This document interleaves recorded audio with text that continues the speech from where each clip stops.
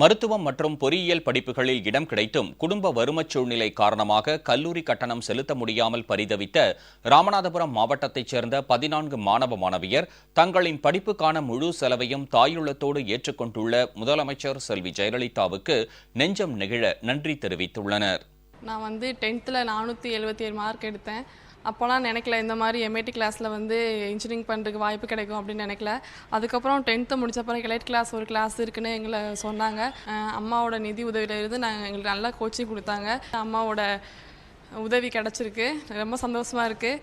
இந்த நிலைமைக்கு வந்த காரணமாக இருந்தால் முதலமைச்சர் அம்மாவுக்கு ரொம்ப நன்றி. முதலமைச்சர் அம்மா எனக்கு மருத்துவ படிப்பு செலவு ஏற்றுக்கிறனால எனக்கு ரொம்ப சந்தோஷமாக இருக்குது. இது எங்கள் அம்மா நியூஸில் பார்த்தோன்னே எங்கள் அம்மாவுக்கு ரொம்ப சந்தோஷமாக இருந்துச்சு. என்னால் டாக்டர் ஆகணும்னு கனவுல கூட நினச்சதில்ல.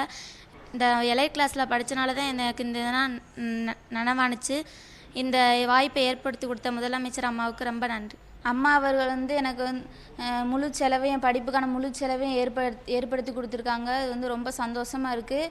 எங்கள் அப்பா நினச்சிருந்தா இந்த காசு நான் ரெடி பண்ண முடியாது, எப்படியாச்சும் கடன் வாங்கி தான் பிள்ளை படிக்க வைக்கணும் அப்படின்னு நினச்சிருந்தாங்க. ஆனால் அம்மா காசு கொடுத்ததுனால எனக்கு ரொம்ப சந்தோஷமாக இருக்குது. இதை ஏற்படுத்தி கொடுத்த அம்மா அவர்களுக்கு ரொம்ப நன்றி.